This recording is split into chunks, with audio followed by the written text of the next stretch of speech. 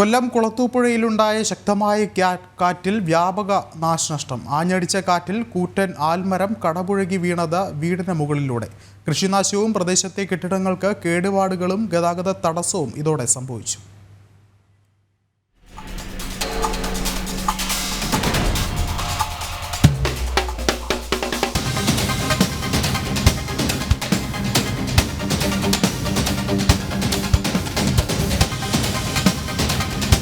രാത്രിയും പകലുമായി ആഞ്ഞടിച്ച കാറ്റ് പ്രദേശത്ത് ഭീതി വിതച്ചു.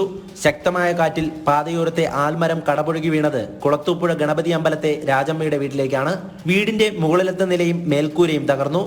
വാട്ടർ ടാങ്ക്, സമീപത്തെ മതിൽ, താൽക്കാലിക ഷെഡ് എന്നിവയ്ക്കും കേടുപാടുകൾ സംഭവിച്ചു.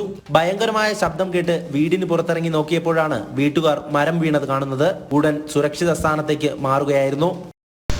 ഇന്നലെ ഉണ്ടായ അതിശക്തമായ കാറ്റ് വൈകുന്നേരം രാത്രി 10 മണിയോടുകൂടി നമ്മുടെ അമ്പലത്തിൻ്റെ മതിലിൽ നിന്ന ആൽമരം ഞങ്ങളുടെ വീടിൻ്റെ മേളിലോട്ട് പതിക്കുകയുണ്ടായി.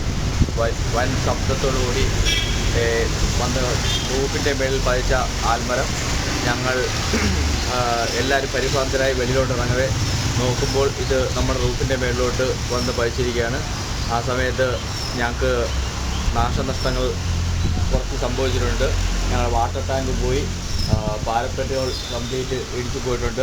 നഗരത്തിലെ വലിയ കെട്ടിടത്തിന്റെ മേൽക്കൂര പൂർണ്ണമായും കാറ്റിൽ ഇളകി റോഡിലേക്ക് വീണിരുന്നു.